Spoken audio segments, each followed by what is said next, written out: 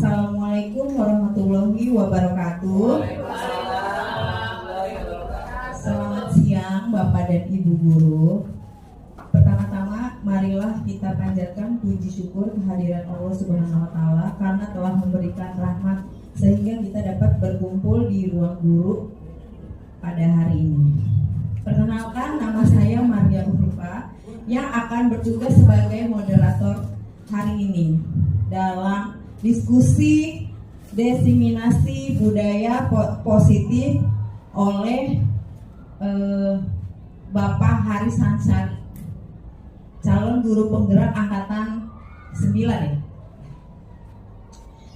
Baiklah teman-teman, langsung saja kita mulai. Sesi yang pertama adalah pembukaan yang akan disampaikan oleh Ibu Endang Purwani selaku Wakil Kepala Sekolah SDN Kebon Bawang 01. Kepada Ibu Endang Purwani kami persilakan.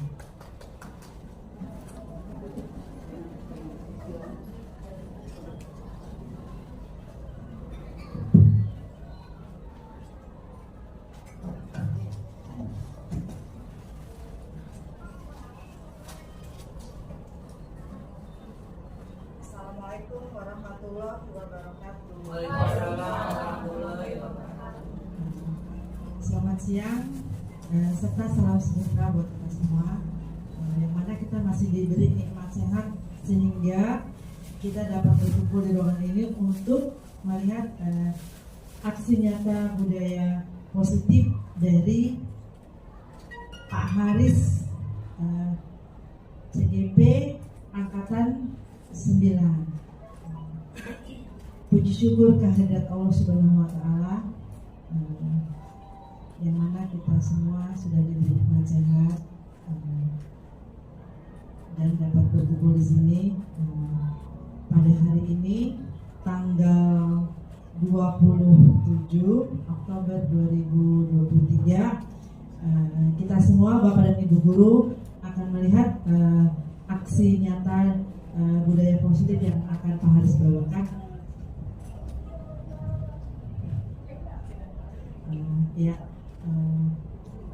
Baiklah, untuk itu untuk acara ini saya buka dengan sama-sama membaca basmalah. Semoga acara kita, acara Pak Haris lancar sampai akhir. Bismillahirrahmanirrahim. Baiklah, untuk selanjutnya Pak Haris silakan.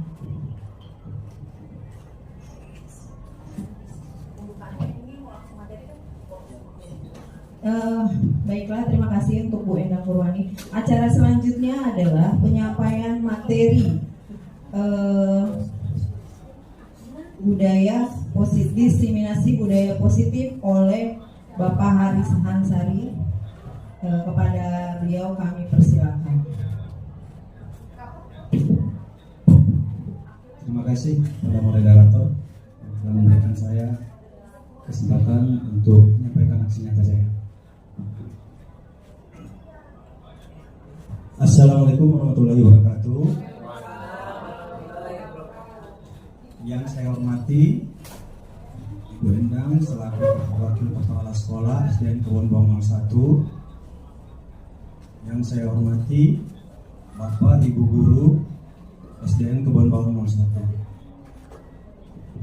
Di sini izinkan saya untuk menyampaikan aksi nyata saya, diseminasi budaya positif aksi nyata modul 1.4.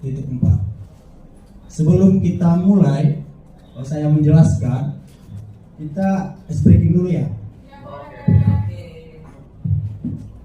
Jadi nanti saya Bapak Ibu punya angka satu-satu.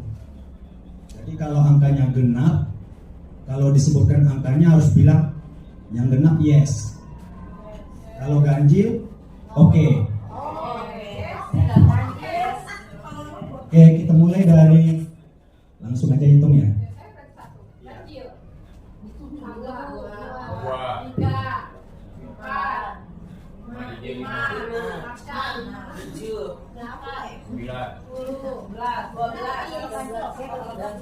Oke. Kalau genap apa? Yes. Yes. Seperti ini contohnya. Coba aja. Oh, coba Bu Nini bilang saya satu dulu. Saya ganjil ya. Oke, 3. Saya sebutkan selanjutnya. Bebas.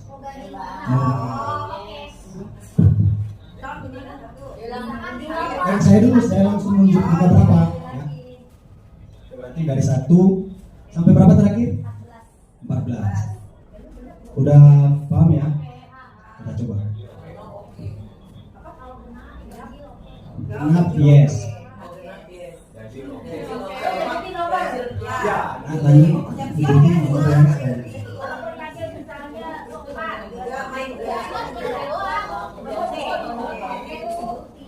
siap ya? 8.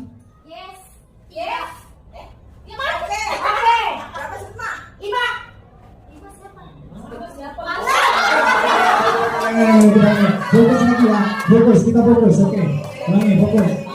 Oke, fokus ya. Fokus. Dia ini nomor berapa? Oke. Oke, siap ya. Fokus. Konsentrasi.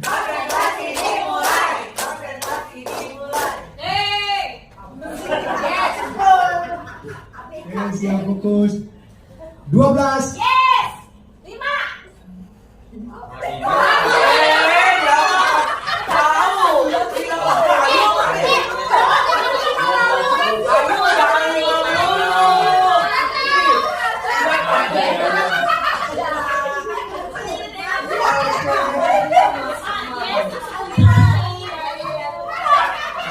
Nah, fokus, oke. Konsentrasi. Oke. 9. Yes, 1. Oke.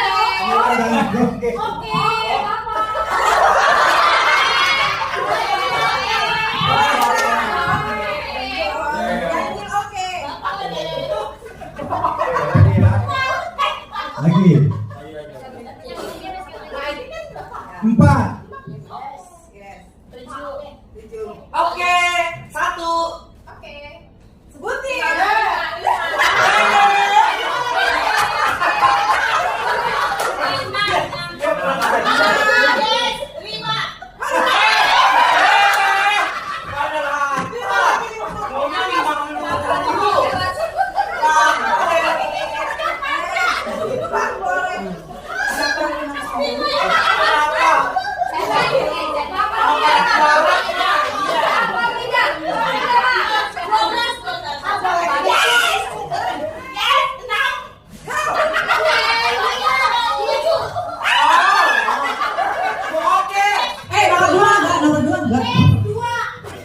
Yes, 7.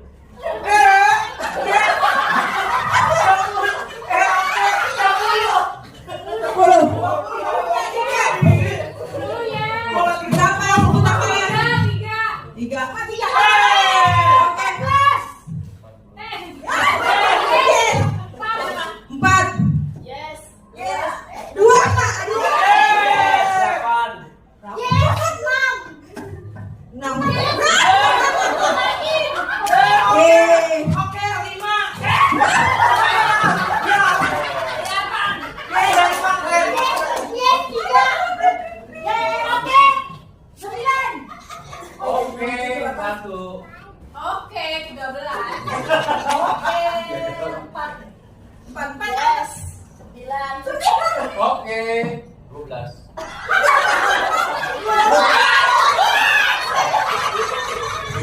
Diem aja ini 13 diem aja 13 diem. 13. Oke, terima kasih Bapak Ibu. Yang menang Mayati.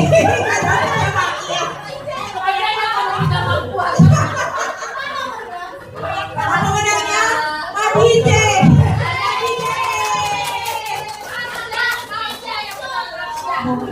Madija sabar ya.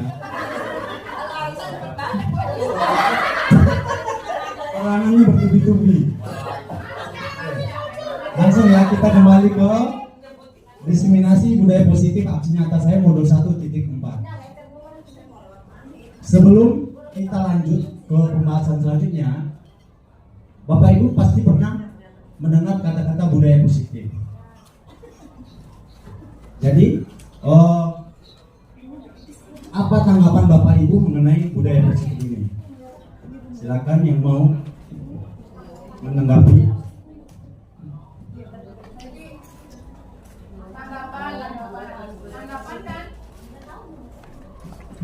Boleh Bapak Ibu. Pasti kita udah sering mendengar budaya positif ya Bapak Ibu.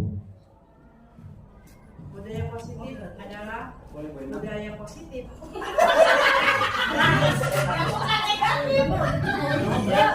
Budaya positif adalah budaya yang dapat kita terapkan dalam kehidupan sehari-hari, juga dapat kita tularkan kepada yang lain.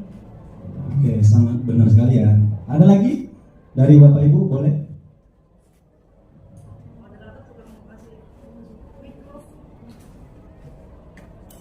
Boleh Bapak Ibu. Ya, Mbak Didi, Pak. Budaya positif biasanya lawannya pasti budaya negatif. Iya, benar. Jangan sampai terjebak melayang. Oleh sebab itu kita harus membudidayakan budaya positif. Oke, bagus, luar biasa Pak Didi. Tepuk tangan dulu. Oh, dari Pak Ari, boleh.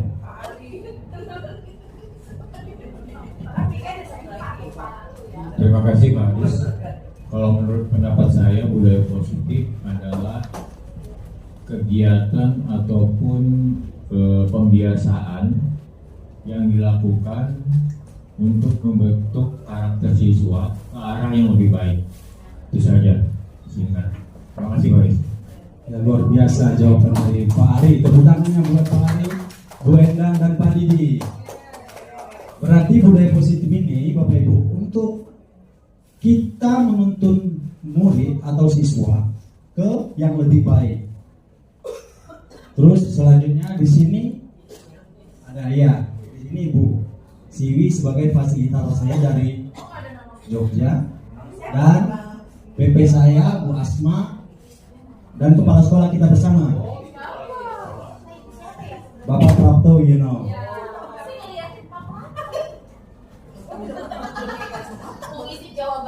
Oke, selanjutnya ini Bu, ada konsep-konsep kunci dalam modul budaya positif. Yang pertama, perubahan paradigma belajar. Yang kedua, disiplin positif. Yang ketiga, motivasi perilaku manusia. Keyakinan kelas, kebutuhan dasar, posisi kontrol, restitusi, dan segitiga restitusi. Saya akan mencoba menjelaskan yang pertama Bapak Ibu ya, perubahan paradigma belajar. Pasti kita kalau udah paradigma belajar ini, ya, perubahan paradigma belajar ini, itu biasanya kita menemukan dua kalimat, yaitu pembelajaran berpusat pada guru dan pembelajaran berpusat pada murid. Boleh Bapak Ibu ada pendapatnya mengenai yang dua hal tadi? Boleh, silakan. Silakan Bapak. Pembelajaran berpusat pada guru dan pembelajaran berpusat pada murid. Silakan Bapak Ibu. Iya. Apa penjelasannya? Penjelasan dan tanggapannya.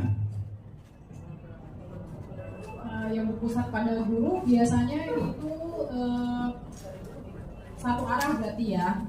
Jadi dia hanya guru itu menjelaskan, menerangkan yang memang notabene dia hanya menargetkan pembelajaran sampai di mana. Nah, kalau yang berpusat pada murid biasanya itu ada macam-macam model pembelajaran yang diterapkan. Bisa melalui diskusi, kerja kelompok, itu berpusat pada murid kalau di kelas ya.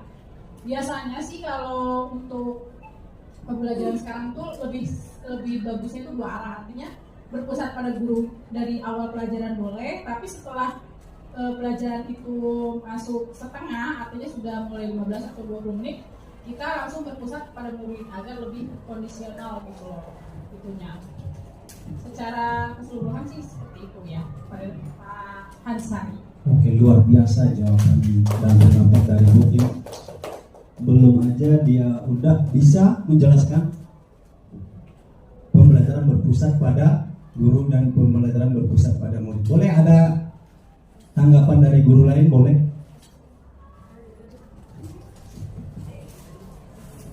Silakan. Silakan dari Bu Yayu boleh? Gak apa-apa Bu Yayu, kita diskusi aja. Silakan.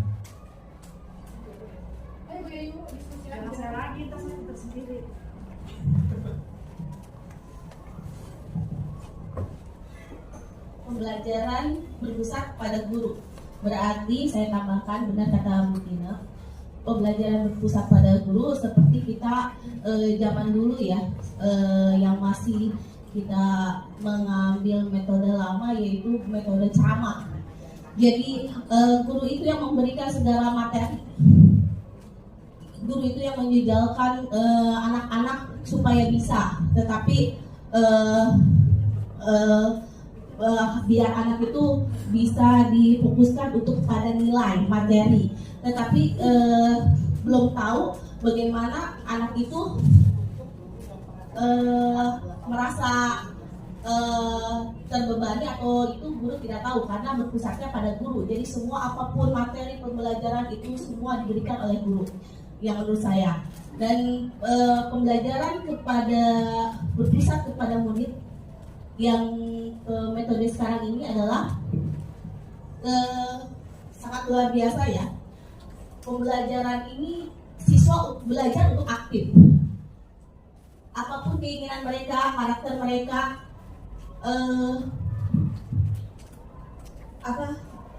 kelebihan mereka kita tuangkan, kita gali, itu berpusat pada murid. Ya, seperti itu yang menurut saya. Terima kasih.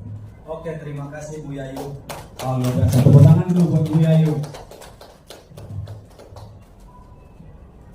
Benar sekali Bapak Ibu ya, dari yang disampaikan Bu Tina dengan Bu Yayu. Kita itu belajar jangan melakukan satu arah, itu Bapak Ibu. Jangan kita itu mentransfer ilmu. Alhamdulillah di Kebun Bawang 01 ini kita udah banyak menerapkan pembelajaran berpusat pada murid. Karena apa Bapak Ibu? Menurut teori dari William Glasser, pembelajaran paradigma baru merupakan rancangan berdasarkan prinsip pembelajaran berdiferensiasi, sehingga setiap murid belajar sesuai dengan kebutuhan diri untuk perkembangan sesuai dengan profil pelajar Pancasila. Jadi udah jelas Bapak Ibu ya, berdiferensiasi berarti sebelum kita memulai pembelajaran kita harus tahu dulu di dalam kelas itu keadaannya, memetakannya dulu. Nah, walaupun jumlah anak kita itu, apalagi di Kebun Bawang ini ada yang 32, itu nggak akan sama. Jadi kita harus berdiferensiasi, berinovasi untuk memberikan apa yang mereka inginkan, jangan apa yang kita inginkan. Gitu Bapak Ibu, sesuai dengan profil pelajar Pancasila. Yang pertama yang kita ketahui yaitu berketuhanan yang Maha Esa, berakhlak mulia. Alhamdulillah di SDN Kebun Bawang kita sudah terapkan hal yang seperti itu. Lanjut, berkebinekaan global. Nah, gimana maksudnya Bapak Ibu berkebinekaan global? Yaitu seperti sudah kita ketahui, kita itu saling berbudaya, beragam. Kita ini banyak. Jadi kita harus jangan satu arah untuk memberikan informasi kepada murid kita. Terus lanjut, bergotong royong. Bergotong royong ini benar Bapak Ibu, bergotong royong ini kita bekerja sama dan berkolaborasi. Nah, saling bekerja sama dan berkolaborasi seperti yang sering Bapak bilang ya, apa dia? Berkolaborasi. Terus kreatif, bernalar kritis dan mandiri. Lanjut next. Ya. Nah, di sini lanjut Bapak Ibu. Bagaimana seseorang berubah dari paradigma stimulus respon dan kepada pendekatan teori kontrol. Ini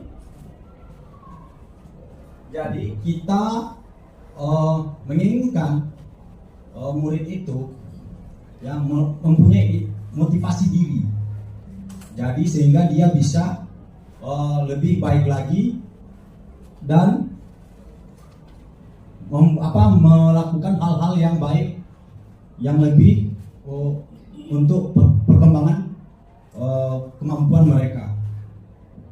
Yang pertama yaitu stimulus respon, yang menurut Stephen, bila kita ingin membuat kemajuan perlahan, sedikit-sedikit, ubahlah sikap atau perilaku Anda. Namun bila kita ingin memperbaiki cara utama kita, maka kita perlu mengubah kerangka acuan kita. Ubahlah bagaimana Anda melihat dunia, bagaimana Anda berpikir tentang manusia. Ubahlah paradigma Anda, skema pemahaman dan penjelasan aspek-aspek tertentu tentang realita. Ya Bapak Ibu, dulu ya guru-guru kita dulu itu menurut Stephen Covey ini hanya memakai stimulus respon. Ya, realitanya kebutuhan kita sama. Nah itu dulu Bapak Ibu ya, menurut penelitian dari Stephen ini. Tapi yang sekarang kenyataannya realita kita itu berbeda. Kebutuhan kita itu berbeda.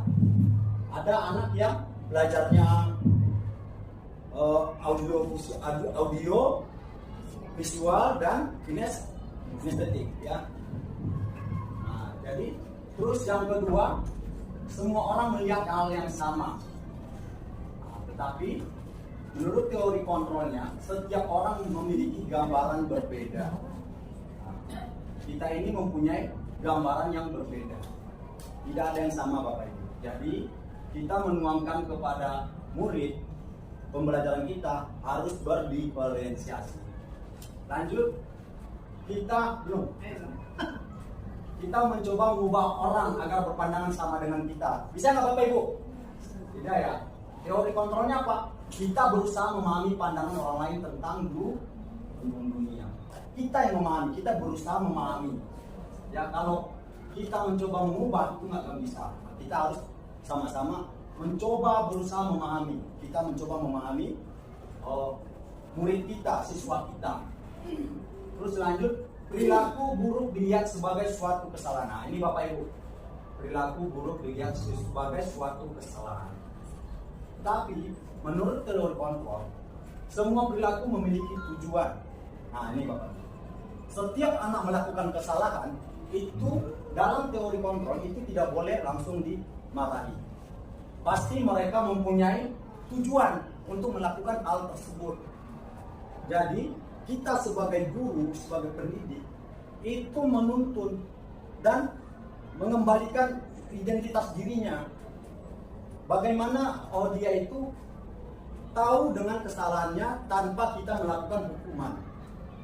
Nah, kita kembalikan identitas dirinya. Kenapa kamu melakukan hal seperti itu? Itu Bapak Ibu kira-kira. Lanjut, orang lain bisa mengontrol saya. Bisa nggak kira-kira Bapak Ibu? Yang hanya Anda yang bisa mengontrol diri. Kita yang bisa mengontrol diri kita, bukan orang lain. Lanjut, saya bisa mengontrol orang lain. Anda tidak bisa mengontrol orang lain. Kita tidak bisa mengontrol orang lain. Terus stimulus responnya, pemaksaan ada pada saat bujukan, kolaborasi dan konsekuensi menciptakan pilihan-pilihan baru. Nah ini Bapak Ibu, maksud pemaksaan ada pada saat bujukan gagal, yaitu diiming-imingi dengan reward, hadiah. Kalau kamu melakukan itu nanti Bapak kasih ini, Ibu kasih ini. Itu menurut stimulus respon itu pembelajaran yang lama.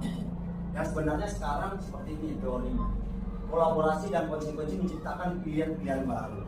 Bagaimana kita memberikan pembelajaran kita itu berinovasi dengan pilihan-pilihan yang bisa mereka senangi, yang mereka mau. Gitu Bapak Ibu. Dan lanjut, bermode berpikir menang kalah. Nah ini. Terus kalau menurut teori kontrolnya, model berpikir menang-menang. Nah, ini. Maksudnya Bapak Ibu ini, ketika anak melakukan kesalahan, itu tidak langsung dimarahi. Jadi solusinya gimana Bapak Ibu? Yang mana menang? Gimana dia bisa memperbaiki kesalahannya dengan solusi dari dirinya, kita yang menuntun dari belakang. Bagaimana Anda memperbaiki diri Anda, tetapi kita sebagai guru menuntun dia. Jadi seperti itu kira-kira Bapak Ibu untuk model berpikiran menang-menang. Terus lanjut, udah Bapak Ibu ya, teori kontrol dan stimulus respon. Ini disiplin positif. Boleh Bapak Ibu ada tanggapannya mengenai disiplin positif ini? Silakan. Sebelum kita lanjut menjelaskannya. Boleh?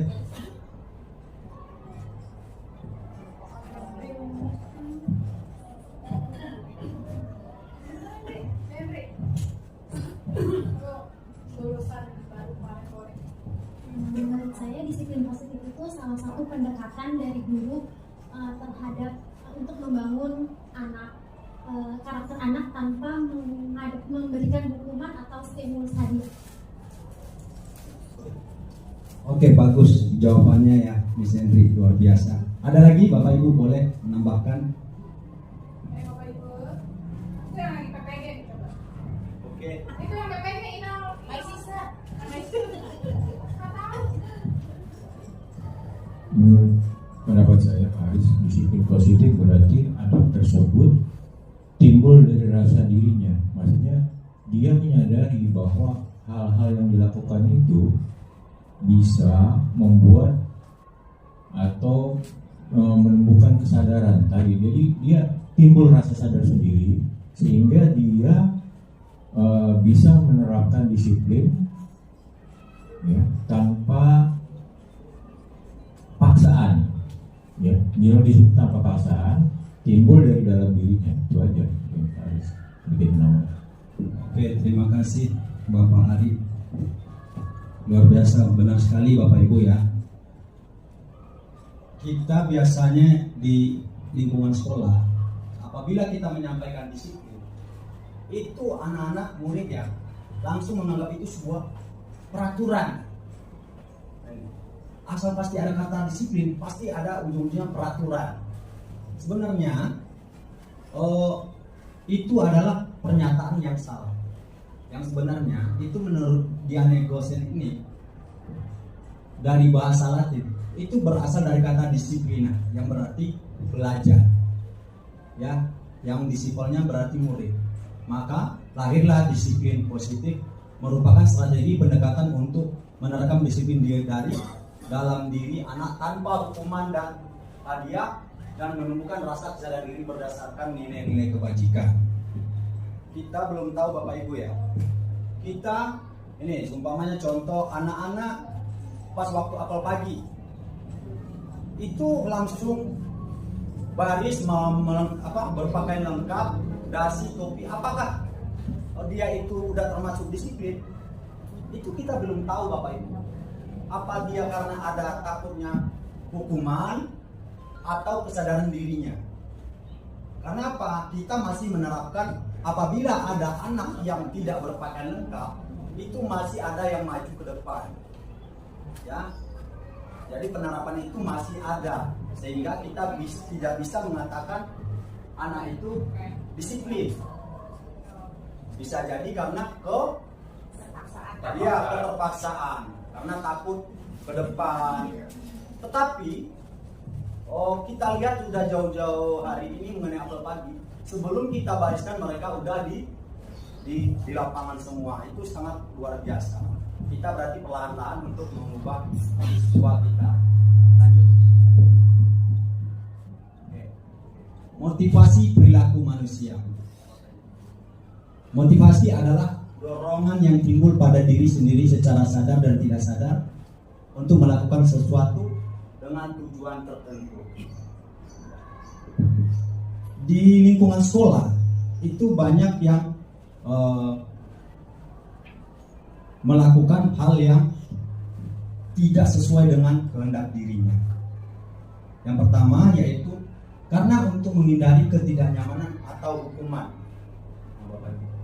Jadi Bapak Ibu yang tahu apakah anak ini melakukan hal yang baik itu karena menghindari hukuman atau dengan kesadaran dirinya.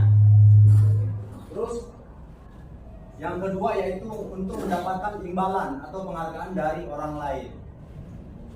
Anak ini seumpamanya melakukan hal yang baik ya di kelas. Apakah itu karena kita inginkan sesuatu hadiah?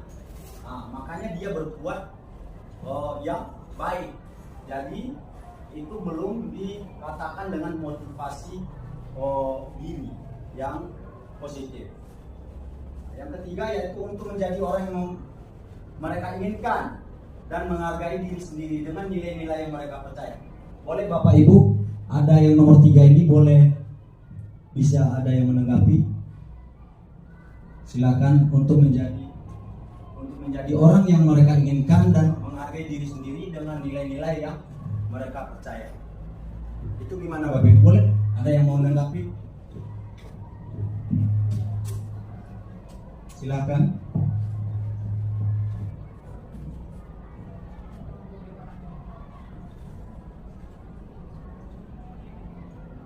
Ya, yang pertama itu menghindari hukuman karena dia takut dihukum mungkin.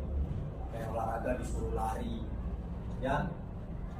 Nih, kok kamu telat disuruh jongkok dan gitu Bapak Ibu. Nah, untuk mendapatkan imbalan. Jadi ini yang dia reward sehingga dia melakukan hal yang baik. Nah, yang ketiga untuk menjadi orang yang mereka inginkan. Yang bagaimana Bapak Ibu maksudnya? Boleh Bapak Ibu mengasih tanggapannya? Oke, Bu Yayu silakan. Untuk menjadi orang yang mereka inginkan dan menghargai diri sendiri dengan nilai-nilai yang mereka percaya, menurut pendapat saya, seseorang itu termotivasi karena cita-cita atau keinginan mereka yang dituju. Jadi timbul dari diri sendiri. Dia punya motivasi ada seperti anak yang siswa yang ibaratnya dia punya motivasi saya harus sukses. Ketika keinginan diri sendiri sudah tertanam pada siswa tersebut tanpa ada punishment ataupun ada penghargaan terhadap dirinya, dia tidak merasa seperti itu, tetapi keinginan dari dalam dirinya sendiri dia udah punya karakter. Jadi motivasi yang terbentuk adalah motivasi yang di dalam dirinya dia punya cita-cita saya harus jadi orang sukses, maka motivasi itu timbul dari dirinya sendiri tanpa ada bantuan orang lain ataupun penghargaan dari orang lain. Bahkan hukuman itu tidak ada, tapi dari dirinya sendiri. Seperti itu yang saya maksud. Terima kasih Bu Yayu, luar biasa. Tepuk tangannya dulu dong buat Bu Yayu. Jadi untuk menjadi orang yang mereka inginkan, contohnya seperti ini Bapak Ibu ya, itu sangat benar sekali yang dibilang Bu Yayu. Ketika kita di dalam kelas, ya, kita mengasih tugas nih kepada murid. Tahu kepala sekolah memanggil kita, contoh, Bu Yayu kantor dulu, ada urusan. Jadi Bu Yayu akan meninggalkan kelas tersebut dengan tugas yang telah Bu berikan. Tahu-tahu setelah selesai, Bu Yayu kembali ke kelas Bu Yayu. Dan apabila melihat anak mengerjakan tugasnya dan tidak keluyuran kemana-mana, itu berarti dia udah menjadi menghargai diri sendiri, memiliki motivasi dirinya sendiri. Nah, seperti itu gambaran contohnya Bapak Ibu. Lanjut. Ya. Oke. Teori motivasi, hukuman, konsekuensi, dan restitusi. Ada 3 Bapak Ibu. Hukuman. Boleh Bapak Ibu jelaskan itu, ada pendapat mengenai hukuman ini apa? Boleh Bapak Ibu silakan. Siapa yang mau berpendapat silakan mengenai hukuman ini. Apa sih hukuman ini?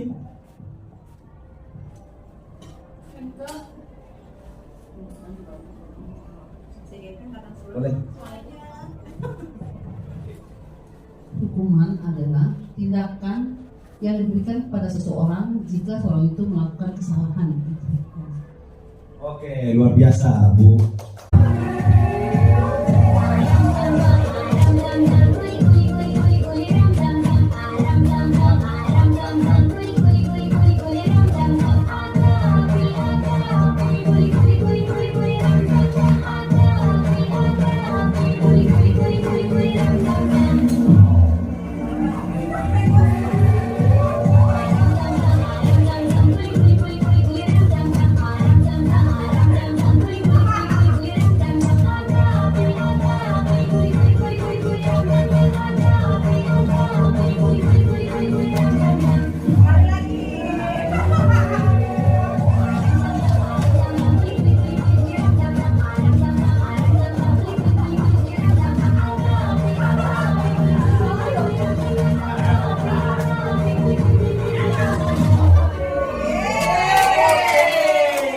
Terima kasih Nova.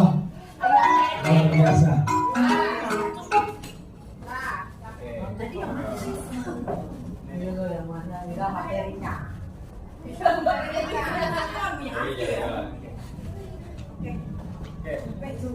Di sini ada pilihannya Bapak Ibu. Hukuman atau konsekuensi. Lari mengelilingi lapangan basket 2 kali karena terlambat hadir di sekolah. Apa itu Bapak Ibu? Yang kedua, menggantikan kertas tugas teman yang telah dicoret-coret. Konsekuensi A. Lanjut. A ya. 100 buat Mami. Membersihkan coret-coretan yang dibuatnya di meja tulis. Konsekuensi itu tas. Itu udah gurunya udah bagus sekali semua. Murid diminta untuk ustaz 20 kali. Lupa ya. Buku. Tidak. Lanjut, berjemur di lapangan basket pukul 12 siang karena ngobrol dengan teman. Apa? Hukuman ya. Hukuman. Murid diminta bertelanjang kaki sepanjang hari karena hukuman. Berdiri di depan kelas sambil mengangkat kaki 1. Membersihkan tumpahan air di meja tulis karena tersenggol pada saat belajar. Lanjut, Bu Pak. Kehilangan 10 menit jam istirahat untuk mengerjakan tugas karena terlambat datang dan tertinggal pelajaran selama 10 menit. Apa Bapak Ibu? Ya. Duduk di bangku di pinggir lapangan pada jam istirahat, tidak diizinkan bermain oleh guru piket karena mencederai teman saat bermain di lapangan. Kan ini tidak diizinkan. Mana Bapak Ibu? Ayo. Boleh? Dia bukan gurunya, tapi dia guru piket gitu. Kalau gurunya baru konsekuensi. Oke, boleh dikasih tanggapan langsung aja Bu Tin.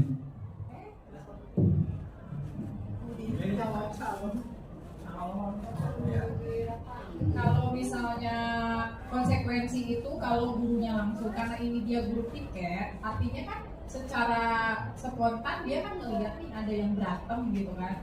Nah, secara hukumannya oleh guru piket itu ya sudah suruh duduk saja di pinggir gitu, karena itu tidak ada kesepakatan yang di antara guru dan murid gitu. Kalau konsekuensi itu kan kita bicarakan dulu kan berarti. Kalau ini kan secara spontan aja anak ini, ibu guru ini melihat ada perkelahian sama anak misalnya. Jadi secara spontan itu harus diurus. Karena itu notabene bukan gurunya dia gitu. Kalau menurut saya seperti itu ya. Iya. Ada lagi tanggapan dari guru lain boleh? Boleh? Bu Tiwi, oke Bu Tiwi, Bu Tiwi. Tadi Bu Tiwi, ditunggu-tunggu suaranya Bu Tiwi. Suara emasnya mana Bu Tiwi? Nanti loh Bu. Ya kalau menurut saya ya, kalau hukuman itu modelnya fisik. Sedangkan kalau yang konsekuensi yang kebalikannya bukan bisnis yang di apa yang di ini ke dianya gitu lah, Yang dikasih tonton. ya itu Pak Arus. Oke, itu tanggapan dari Bu Tiwi. Ada lagi dari yang lain? Oh ya, Bu Nika silakan, Bu Nika. Bu Ina boleh. Silakan Bu Ina tanggapannya.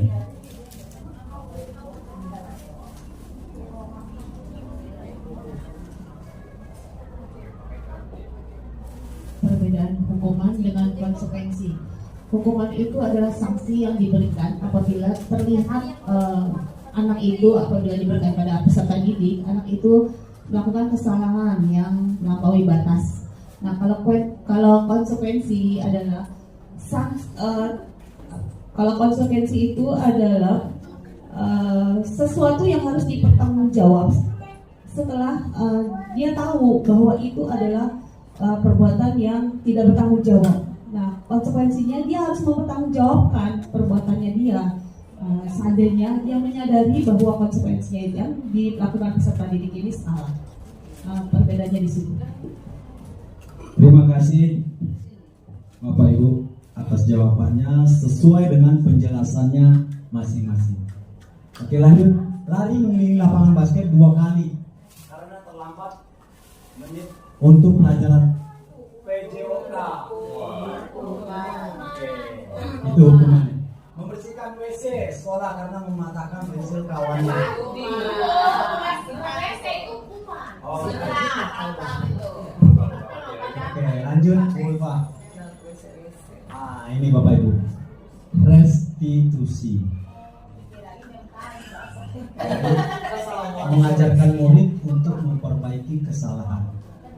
Yang kedua, murid mencari solusi untuk masalah mereka. Yang ketiga, menguatkan karakter murid. Terus yang keempat, yang memegang kontrol adalah diri sendiri. Nanti dijelaskan di slide yang berikutnya. Lanjut Bu Pak. Nah, ini Bapak Ibu, keyakinan kelas. Kenapa tidak peraturan kelas? Ayo Bapak Ibu boleh ada tanggapannya, silakan. Kenapa tidak peraturan kelas? Kenapa harus keyakinan kelas? Ya nggak apa-apa. Iya boleh kan diskusi. Kalau peraturan itu seperti mengikat, artinya hanya satu pihak yang memberikan peraturan, tetapi yang pihak lain harus mengikuti, gitu kan? Jadi secara itu harus mengikat. Kalau keyakinan itu ada musyawarah atau mufakat yang dilakukan, misalnya kayak peraturan-peraturan di sekolah, di kelasnya kita berdiskusi dengan murid-murid, gitu, dengan apa sih punishment yang harus dilakukan jika ada seseorang yang melanggar apa seperti itu. Kalau peraturan itu lebih ke mengikat, artinya si guru ini sudah punya packaging untuk memberikan punishment sama anak, gitu, sedangkan anak itu belum mengerti apa yang bakal dia perbuat, kesalahan apa yang di kelas. Makanya kalau menurut saya keyakinan itu berarti yang dua pihaknya menyetujui, gitu, terlibat dua pihak antara guru dan murid itu menyetujui, artinya keyakinan kelas. Kalau untuk hukuman itu seperti ya itu terikat aja, itu peraturan tuh yang diikat oleh gurunya kepada murid, gitu bedanya. Oke, terima kasih Bu Tina. Tepuk tangan buat Bu Tina dong. Boleh dari yang lain silakan. Kenapa tidak kayak peraturan? Kenapa harus keyakinan kelas? Wow, ini dituntut Bu Nika. Silakan. Mungkin menambahkan sedikit, kalau keperaturan kelas itu mungkin lebih kepada gurunya yang membuat peraturan. Nah, siswa hanya tinggal mengikuti, seperti tadi yang Bu Tina bilang bahwa itu lebih mengikat. Tapi biasanya kalau saya membuatnya kesepakatan kelas, Pak, di kelas. Jadi kami bersepakat apa saja nih kesepakatan yang harus dipatuhi oleh kami, saya guru dan anak-anak. Terima kasih. Oke, tepuk tangannya buat Bu Nika dong. Oke, Bu Yayu. Ini calon angkatan 10, alhamdulillah.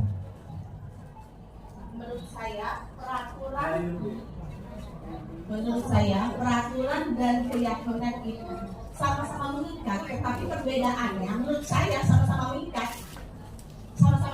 karena kalau peraturan benar kata Bu Nike, peraturan itu dibuat ketika guru itu keinginan guru, peraturan anak-anak harus seperti ini, tidak boleh seperti ini. Itu hanya peraturan sanksi yang diberikan oleh guru. Sedangkan keyakinan adalah hampir sama seperti kesepakatan kelas. Keyakinan itu lebih kuat daripada peraturan menurut pendapat saya. Karena kita yakin bersama-sama membuat kesepakatan itu dengan secara misalnya anak mau apa nih? Apabila kalian datang terlambat, apa yang akan kalian lakukan? Jadi mereka udah sadar diri. Baik, saya begini Bu. Oke, kita catat baik-baik di papan tulis. Itu sama. Terus apalagi yang ingin kalian inginkan? Apabila kelas tidak bersih, apa yang akan dilakukan? Kita sama-sama bekerja sama, memberitahu satu sama lain. Itu seperti kesepakatan atau keyakinan yang lebih kuat daripada peraturan. Karena kalau peraturan guru sendiri yang membuat atas keinginan guru, tetapi keyakinan lebih kuat atau namanya kesepakatan bersama. Seperti itu, sama-sama terikat menurut saya. Tetapi ada perbedaan antara peraturan dengan keyakinan. Kalau keyakinan lebih menuju kebersamaan, sedangkan keperaturan hanya perorangan yang membuat. Terima kasih. Oke, tepuk tangan buat Bu Yayu. Ya, boleh Bu Inal, silakan Bu Inal.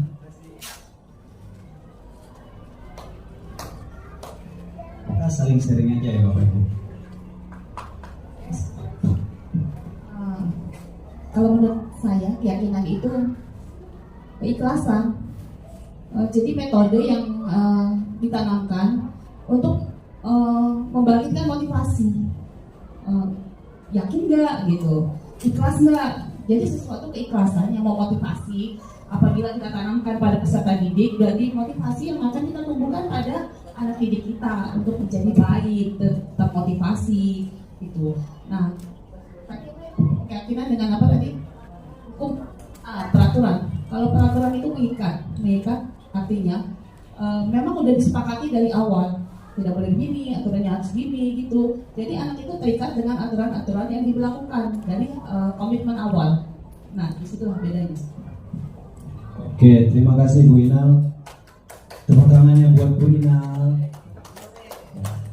Ya, benar sekali Bapak Ibu ya yang telah disampaikan Bu Inal, Bu Yayu, Bu Niko, Bu Tina. Itu keyakinan itu adalah keyakinan kesepakatan yang dua arah, ya, bukan satu arah. Contoh seperti ini Bapak Ibu contohnya ya. Ketika kita nih, saya contohin Bu Tinel. Kenapa Bu Tinel mengendarai motor itu pakai helm? Enggak, kenapa? Kenapa Bu Tinel itu memakai helm? Takut ditilang polisi. Ada lagi yang lain? Hah? Melindungi kepala kalau kecelakaan, takut kecelakaan melindungi kepala. Ada lagi? Panas. Ya, ada lagi? Oke. Benar Bapak Ibu ya. Kalau di situ kita lihat itu kembali ke motivasi diri kita. Kita berarti kalau sumpamanya Bu Tina tadi karena takut ditilang, itu motivasi dari eksternalnya, ya. Kalau motivasi dari internalnya apa Bapak Ibu?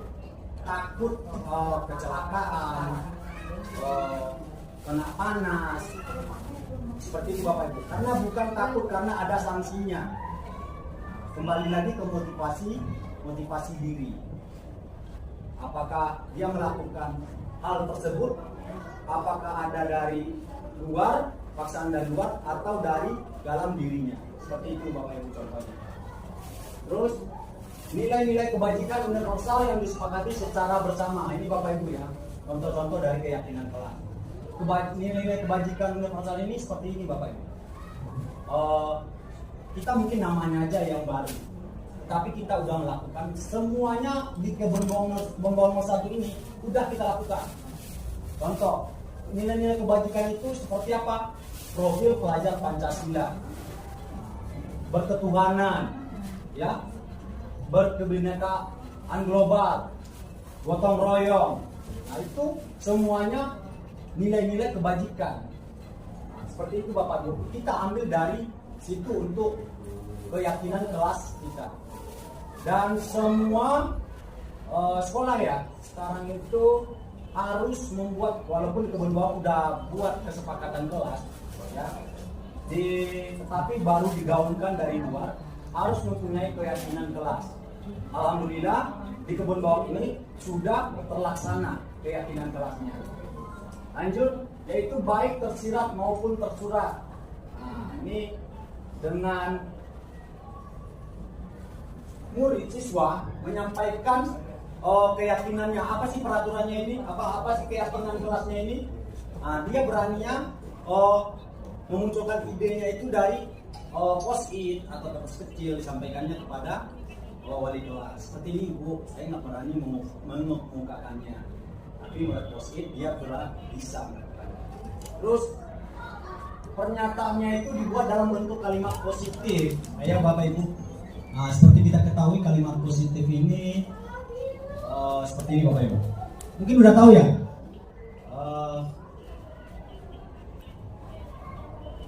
Jangan membuang sampah sembarangan. Itu positif atau kalimat negatif? Positif. Positif apa negatif?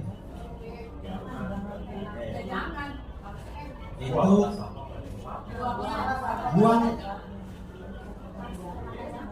buanglah sampah pada tempatnya. Itu positif apa negatif? Ya. Maksud di sini Bapak Ibu ya, itu sangat berbeda sekali. Pernyataan kalimat positif di sini maksudnya Bapak Ibu ini, kita mengubah kata itu lebih ke positif. Seperti contoh, jagalah kebersihan. Nah seperti itu Bapak Ibu. Jadi bukan buang sampah, jangan buang sampah sembarangan. Nah, jadi kalimat positifnya itu contohnya seperti itu, jagalah kebersihan. Seperti itu Bapak Ibu. Dia tidak ada kata-kata jangan, tidak. Nah, jadi kita harus memperhalus bahasanya menjadi kalimat positif. Terus yang mudah diingat dan dipahami oleh semua warga kelas. Nah, ini kata-katanya itu yang mengerti, dipahami. Ya, kadang-kadang jadi Bapak Ibu, kita bikin di situ tidak boleh ada katanya namanya perundungan. Terkadang siswa ini nggak mengerti apa itu perundungan. Nah itu yang nggak boleh Bapak Ibu. Kecuali mereka udah mengetahuinya. Lanjut, sesuatu yang dapat diterapkan di lingkungan tersebut, yang bisa kita terapkan di sekolah, jangan yang tidak bisa diterapkan di sekolah. Nah itu akan membuat kita menjadi lebih mempersempit gerakan kita. Terus lanjut, semua warga kelas ikut berkontribusi dalam pembuatan keyakinan kelas. Ajak semua murid untuk melakukan menyampaikan ide-idenya mengenai keyakinan kelas yang akan dibuat. Boleh lewat kegiatan curahan pendapat, bersedia meninjau kembali ini. Kita harus meninjau terus Bapak Ibu keyakinan kelas yang telah kita buat dari waktu ke waktu. Kenapa? Setiap anak melakukan kesalahan, kita akan kembali lagi mengingatkan mereka itu ke keyakinan kelasnya yang telah kita sepakati. Umpamanya ada yang berantem atau yang membuang sampah sembarangan waktu temannya lagi piket. Jadi kita harus menyampaikan kepada murid itu keyakinan kelas kita itu tidak seperti itu. Seperti itu Bapak Ibu contohnya. Lanjut Bapak. Ini prosedurnya Bapak Ibu ya. Udah tahu Bapak Ibu lah. Mengenai pembuatan keyakinan kelas. Boleh mencurahkan pendapat, mencatat masukan dari kertas poster, mengubah bentuk kalimat negatif menjadi kalimat positif. Nah, seperti itu Bapak Ibu. Lanjut. Nah, ini kebutuhan dasar manusia. menurut William Glasser nih, seluruh tindakan manusia memiliki tujuan tertentu yang memenuhi kebutuhan dasarnya. Apabila kebutuhan dasar ini tidak terpenuhi, maka akan terjadi hal-hal yang tidak sesuai dengan keyakinan kelas kita atau sekolah kita yang harus bagaimana yang telah diterapkan di sekolah kita peraturannya. Boleh? Next.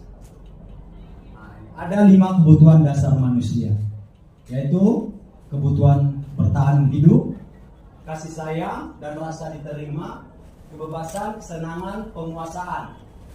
Boleh Bapak Ibu ada yang berpendapat apa sih ini yang kebutuhan untuk bertahan hidup ini di lingkungan sekolah? Silahkan Bapak Ibu. Ada yang mau menanggapi? Oke, saya coba satu ya dari kebutuhan untuk bertahan hidup. Nanti Bapak Ibu lanjut yang 2, 3, 4, 5. Boleh, kita sering aja Bapak Ibu. Tidak ada yang salah.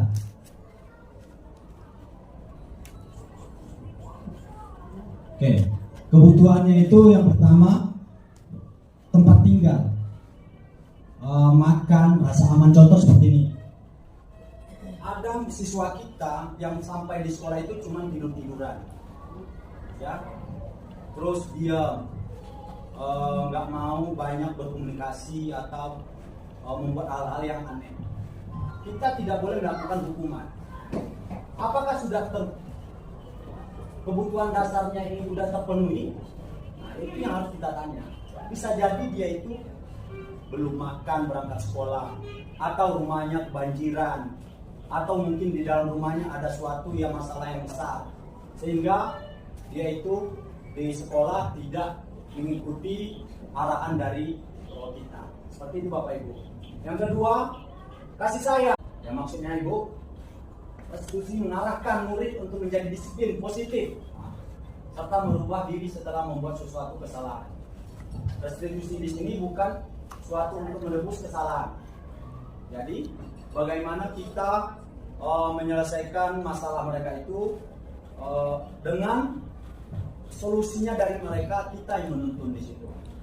Lanjut, Bu Pak. 5 posisi kontrol pada diri manusia: penghukum, pembuat merasa bersalah, teman atau pemantau atau manajer.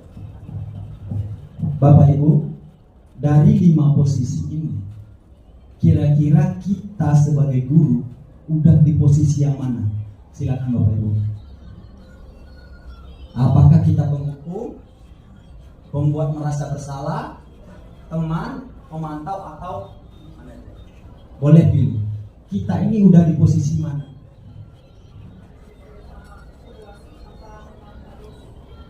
Kita sudah tahap kita Ya. gitu. Ya, kita udah di tahap. Bukan sesuai dengan proses, artinya nggak sesuai Kita dengan sebagai proses, guru sudah sudah di ya. Apa kita masih di tahap penghukum, pembuat merasa bersalah, atau teman, pemantau, manajer? Jadi manajer kita, manajer itu mengatur, uang ingatnya. Ya Bapak Ibu bilang manajer itu mengatur keuangannya gitu. Ya boleh. Sekarang sudah ada? Sudah dipilih? Sudah dipilih. Penghukum, siapa penghukum? Ya. Pembuat merasa bersalah. Apakah kita pernah melakukan hal seperti ini? Pembuat merasa bersalah pada murid? Pernah. Teman? Pernah. Pemantau? Ya. Manajer? Manajer ini sering ya? Dalam arti kata lain. Oke, manajer ini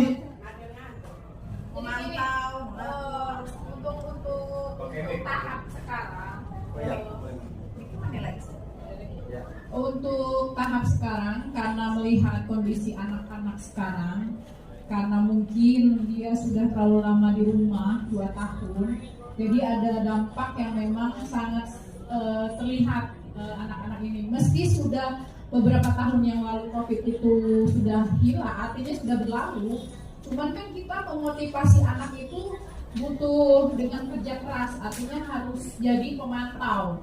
Pemantau itu dalam kata arti bukan berarti dia melihat Tapi dengan memantau itu kita ada rasa aware, artinya rasa peduli sama anak-anak, karena anak-anak zaman sekarang itu berbeda dengan 2 atau 4 tahun ke belakang. Selain dari kondisi gadget atau elektronik yang memang sekarang sudah luar biasa maju, kita harusnya ada, kalau saya sendiri saya memang sudah ada di tahap pemantau. Pemantau itu kan harus melihat anak-anak, cara dia untuk bergaul mungkin dari sebatas di lingkungan sekolah atau kelas. Setelah jadi pemantau, mungkin saya sudah menyadari saya sebagai manajer di kelas, artinya mengatur anak ini bagaimana caranya agar bisa mungkin dalam posisi pembelajaran agar bisa memenuhi target. Kan manajer seperti itu ya, ke sales-salesnya kalau di perusahaan. Jadi kita sebagai manajer di anak-anak ya memang harus ada target yang dicapai oleh anak-anak tersebut. Menurut saya seperti itu ya. Terima kasih Bu Tina. Sekarang kita coba tonton videonya ya, bagaimana penghukum, pembuat merasa bersalah.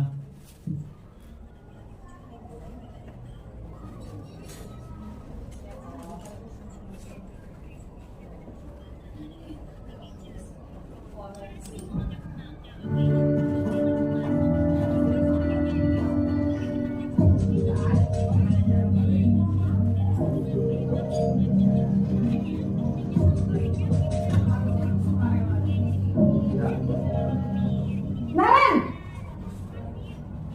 sini kamu. Selamat pagi Bu. Selalu terlambat. Kamu deh, pasti terlambat. Maaf Bu, saya Apa coba? Alasan kamu apa lagi? Kapan sih kamu tidak terlambat? Malas sekali ya kamu jadi anak. Saya Dasar pemalas. Gak kapok-kapok sih kamu. Sudah berapa kali terlambat? Sana, kamu keliling lapangan basket 2 kali. Kenapa saya harus keliling lapangan basket Bu? Kenapa? Kamu melawan ibu? Berani-beraninya jawab. Sudah terlambat, masih berani jawab pula.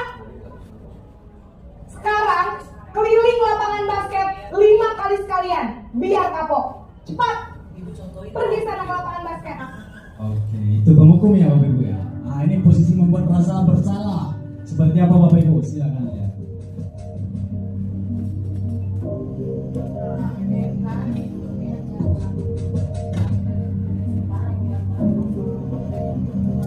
Naren. Ini contohnya Naren. Selamat pagi Bu. Naren. Kamu kenapa terlambat lagi, Nak? Ya Tuhan, Naren. Kamu senang ya bikin ibu susah ya? Kalau kamu terlambat lagi, nanti ibu yang ditegur Bapak Kepala Sekolah, Nak. Disangka ibu tidak bisa membina kamu. Duh, gimana ini? Maaf Bu. Duh, Gusti Naren. Kamu suka ya kalau ibu ditegur Bapak Kepala Sekolah? Terus, sekarang ibu harus tulis apa yang di buku absen? Ini kamu sudah sering terlambat loh. Ibu harus apa coba? Maaf Bu. Maaf sekali. Ya sudah, lain kali jangan bikin ibu susah lagi ya nak ya. Ibu tidak akan kuat lagi kalau kamu begini terus. Bisa jantungan kalau ibu ditegur Bapak Kepala Sekolah. Sana cepat kelas. Maaf ya Bu. Maaf sekali. Oke, itu maksudnya pembuat merasa bersalah itu diri dia. Dia akan menyendiri sendirinya murid itu karena telah melakukan hal yang membuat gurunya itu dimarahi oleh kepala sekolah, bisa jadi jantungan. Dia akan menyendiri dengan sendirinya, menjadi tertekan, bukan malah menjadi lebih bagus. Murid itu lanjut, Bu Pak.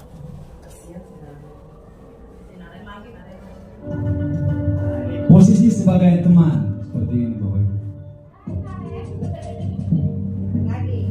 Ibu.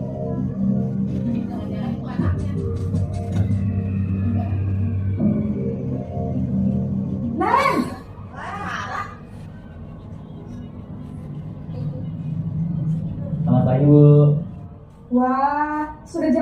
apa ini nak? Terlambat lagi ya sayang? Iya Bu, habis ibu saya lupa bangunkan saya Bu. Kamu malah menyalahkan ibu kamu. Kamu bukannya anak yang larinya paling kencang. Kok terlambat sih? Iya Bu, saya memang terlambat bangun tadi. Jadi biarpun saya lari kencang, tetap gak kekejar Bu. Ya sudah sana. Nanti lain kali larinya lebih kencang lagi ya. Biar gak terlambat lagi. Bikin senang ibu demi ibu. Bisa kan? Bisa lah Bu. Ya sudah sana masuk kelas. Ibu beresin urusan absen kamu. Kamu ini ada-ada saja. Ya, itu sebagai teman ya, mengajak murid itu, siswa itu, kita menjelaskan itu sambil tersenyum, ketawa, nggak ada rasa kita itu sebagai guru. Nah, jadi menganggap kita dengan siswa itu kayak berteman. Nah, itu ternyata tidak sesuai dengan budaya positif. Lanjut, Bu Iva.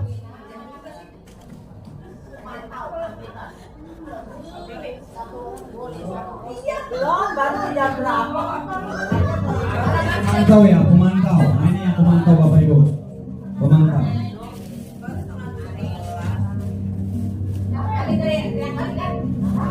Naren!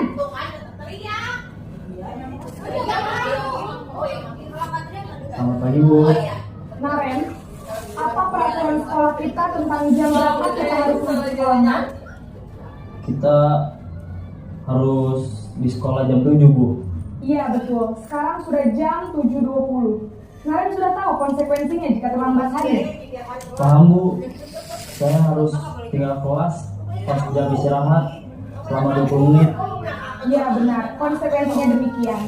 Jadi nanti jam 9.30 pas istirahat, kamu harus tinggal di kelas, kerjakan tugas tambahan untuk ketertinggalan kamu, ya? Baik Bu. Posisi manajer. Bagaimana Bapak Ibu posisi manajer ini?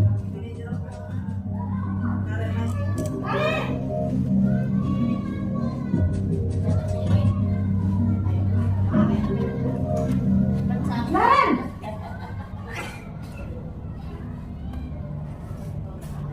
Selamat pagi Bu. Selamat pagi Naren. Maaf Bu, saya terlambat. Iya, sekolah masuknya jam 7, sekarang sudah jam 7.20. Jadi sekarang bagaimana ini Naren? Maaf Bu, saya lupa setel alarm saya semalam. Baiklah, menurut kamu, keyakinan sekolah yang mana yang perlu kamu tingkatkan? Menghargai diri sendiri dan orang lain mungkin ya Bu.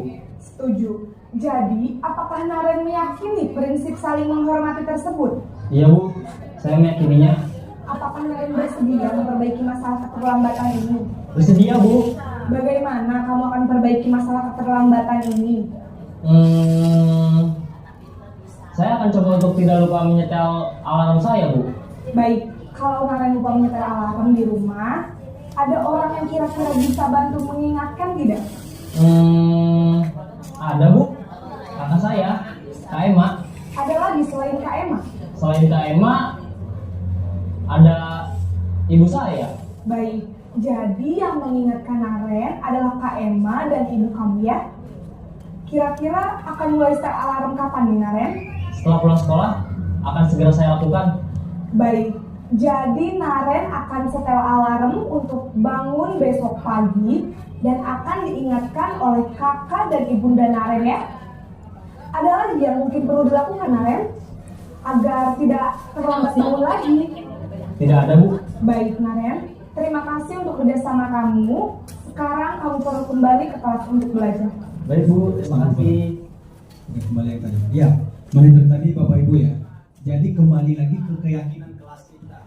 Walaupun begitu susahnya kita merubah suatu murid, nah, tergantung dari kitanya lagi. Harus berusaha semaksimal mungkin ya Bu. Ya. Kembali lagi ke keyakinan kelas. Aris, yang kamu jadi itu bagaimana juga? Ini mohon masalahnya betul-betul. Ya. Sesuai dengan keyakinan kelas kita yaitu kalimat positifnya apa tadi Bapak Ibu telah disampaikan, saling menghormati. Ya, Yang kedua yang dia sebut tadi saling menghargai. Ya, lanjut.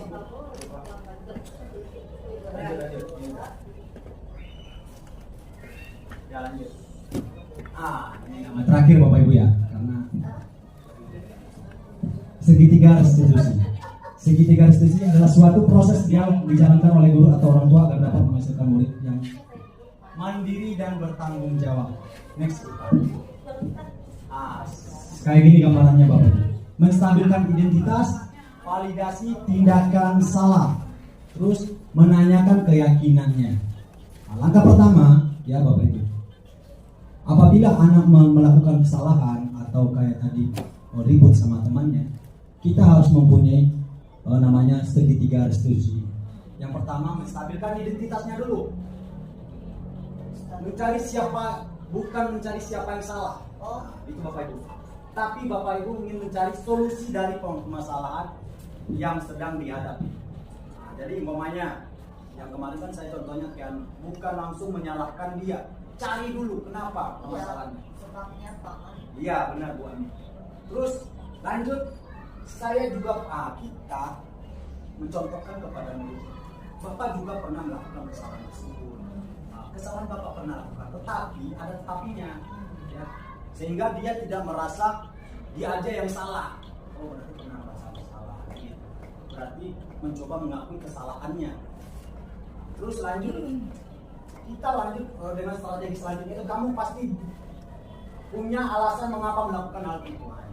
Kita tanya, kenapa kamu melakukan hal tersebut? Pasti ada sesuatu yang membuat kamu melakukan hal yang seperti itu. Kenapa kamu memarahi dia? Kenapa kamu membentak dia? Ya, kenapa kamu menendang dia? Ditanya dulu Bapak Ibu, jangan langsung melakukan menghukum murid tersebut. Tanya dulu permasalahannya apa? Kenapa dia menendang temannya tersebut? Pasti ada sesuatu. Lanjut, kamu ini kita kembalikan lagi ke keyakinan kelasnya. Kamu boleh mempertahankan sikap itu, ya. Sikap dia nggak diterima nggak menerima karena dia melakukan hal tersebut, ada sesuatu dari temannya yang melakukan kesalahan kepada dirinya.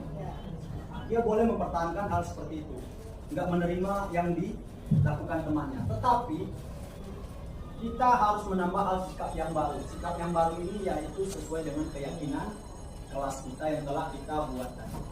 Makanya Bapak Ibu semuanya itu berjalan harus dengan adanya keyakinan kelas. Alhamdulillah di Pon Bawang 01 keyakinan kelas itu mungkin bahasanya aja Bapak Ibu ya. Kayak Bu Nika tadi apa namanya Bu Nika? Kesepakatan kelas. Oleh Bapak Ibu. Terus apa nilai-nilai umum yang kita telah sepakati? Nah ini kita kembalikan kepada murid tersebut. Apa yang telah kita kesepakati anak-anak. Terus setelah dia menyebutkan saling menghargai, kan itu Bapak Ibu ya, saling menghormati, iya, jujur, seperti itu Bapak Ibu. Terus lanjut, kamu mau menjadi yang seperti apa? Kita kembalikan kepada dirinya. Mau jadi seperti apa? Kamu mau seperti apa? Nah, dengan keyakinan kelas ini, kamu mau melakukan perubahan seperti apa? Nah, nanti dia akan melakukan hal yang sesuai dengan keyakinan yang telah kita lakukan. Oke, terima kasih Bapak Ibu. Thank you. Kita kembalikan lagi para moderator. Baiklah, demikianlah kegiatan presentasi dan diskusi hari ini. Kesimpulannya adalah budaya positif guru penggerak menekankan pentingnya guru untuk menjadi penggerak bagi budaya positif di sekolah. Guru harus menjadi contoh yang baik bagi siswa dan menciptakan lingkungan yang kondusif untuk belajar. Demikianlah diskusi hari ini.